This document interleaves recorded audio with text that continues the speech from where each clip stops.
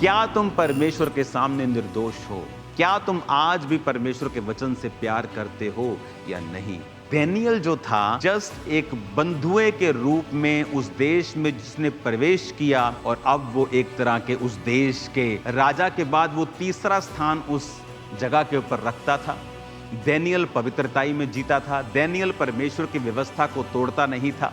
और बहुत से लोग थे जो दानियेल के साथ जेलसी करते थे, उसके खिलाफ षड्यंत्रों को रचते थे, किसी न किसी रीति से हम इसे डाउन कर सकें। और उन लोगों ने एक स्कीम निकाली कि आओ हम दानियेल को उसी के व्यवस्था में फंसाते हैं। और उन्होंने क्या कहा, राजा को आए और बोले, राजा हम ये तुमसे मांगते हैं कि अगले 3 दिन तक तेरे पूरे राज्य में कोई भी व्यक्ति जो तेरे अलावा किसी और से प्रार्थना करेगा वो शेरों की मान में डाल दिया जाए। जब दानियेल को मालूम हुआ कि उस पत्र पर हस्ताक्षर किया गया है, दानियेल फैसला करता है कि मैं वही करूंगा जो बाइबल कहती है। जब दानियेल प्रार्थना करता है और उसके विषय में चुगली खाकर राजा को बताया जाता है कि वो तो तेरी बात को नहीं सुना। अब बाइबल कहती है राजा उदास हो गया और शाम तक उसे बचाने के प्रयत्न करता रहा कि ये बच जाए।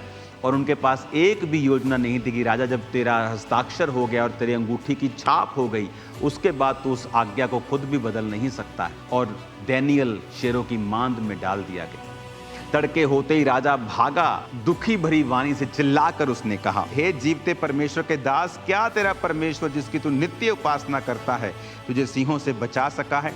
दानियेल ने राजा से कहा, हे राजा, तू युगानुयुग जीवित रहे। परमेश्वर ने अपना दूत भेजकर शेरों के मुंह को ऐसा बंद कर दिया कि उन्होंने कुछ भी हानि नहीं की।